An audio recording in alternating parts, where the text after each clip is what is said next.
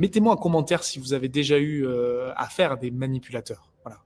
Je ne l'ai pas mis par hasard au début parce que c'est quelqu'un qui va gagner votre confiance. Et, et, et lorsque vous travaillez sur les personnalités toxiques et que vous apercevez que vous avez détecté un manipulateur qui est déjà dans votre environnement, il y a un effet déceptif qui est très fort. Voilà. Si ça marche pas, il aura toujours une excuse, le manipulateur. Donc il faut faire attention à ça.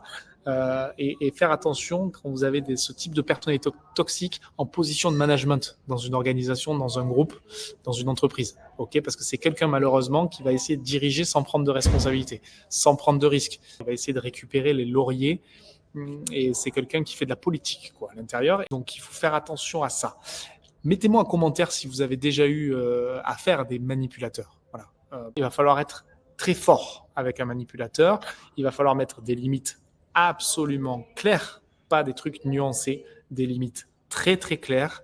Et surtout, prendre l'habitude de regarder les actes et les comportements et non pas ses paroles.